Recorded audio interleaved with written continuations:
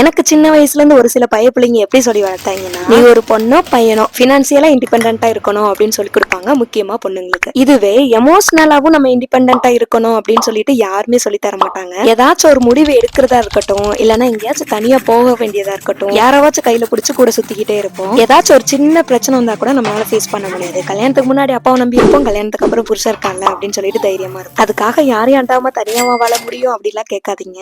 எல்லாரோடையும் சேர்ந்து வாழணும், யாரும் இல்லாம இண்டிபெண்டாவும் வாழணும்னு தான் நான் சொல்றேன். என் கூட இருக்கவங்களே சில பேர் கேட்டாங்க, வர வர பூமர் மாதிரியே பேசிட்டு இருக்க அப்படின்னு. எனக்குமே சில டைம் அப்படிதான் ஃபீல் ஆகுது. என்ன செய்யறது, வயசாகுது இல்லையா? குழந்தைங்க எல்லாம் முட்டை மட்டும் சாப்பிடுவாங்க, வெஜிடபிள்ஸ் எல்லாம் சாப்பிட மாட்டாங்க. அவங்களுக்கு இந்த மாதிரி பிரெட், வெஜிடபிள்ஸ், முட்டை இதெல்லாம் வச்சு ஒரு ரோல் மாதிரி செஞ்சு கொடுத்தா கண்டிப்பா சாப்பிடுவாங்க. ஃபர்ஸ்ட் வந்துட்டு 2 3 முட்டையை உடைச்சு ஊத்தி அதுல பெப்பர், உப்பு, சில்லி பிளேக்ஸ் எல்லாம் போட்டு நல்லா பீட் பண்ணி, நான் வந்துட்டு கொஞ்சமா கேரட் துருவி எடுத்து பிரெட் சின்ன சின்ன பீசஸா கட் பண்ணி பட்டர் போட்டு நல்லா டோஸ்ட் பண்ணி எடுத்து உடைச்சு வச்சிருந்த முட்டை நம்மளுக்கு தேவையான வெஜிடபிள்ஸ் ஆட் பண்ணி சாஸ், சீஸ் எல்லாம் போட்டு அப்படியே ரோல் மாதிரி எடுத்து கொடுத்தோம்னா அவ்வளவு டேஸ்டா இருக்கும், ஃபில்லிங்காவும் இருக்கும்.